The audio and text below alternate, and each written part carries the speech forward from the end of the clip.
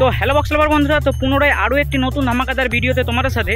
তো বন্ধুরা দেখতেই পাচ্ছ, তো আমার পেছনে একটি সেট আপ, তো নতুন সেট আপ ঘাটালেরই, তো মা আরতি মিউজিক। তো মা আরতি মিউজিকের আমি কালকে তোমাদের ফিটিংয়ের ভিডিও একটা দিয়েছিলাম, তো আমার ভাই ভিডিওটা শ্যুট করেছিল, হয়তো কেমন হয়েছে আমি জানি না। তো এই ভিডিওটাতে তো দেখতে পাচ্ছ নিচে ব্যাস আছে 4 পিস, তো পপ ব্যাস আছে, তো উপরে হচ্ছে মিড আছে 4 পিস, তো 4 করে টোটাল 8 পিস মাল টেস্টিং করছে। তো কী এমপ্লিফায়ার দিয়ে বাজাচ্ছে, তো আমি তোমাদের পুরোটাই এই ভিডিওর মাধ্যমে তুলে ধরার চেষ্টা করব। তো চলো প্রথম থেকে শেষ অবধি ভিডিওটা দেখতে থাকো।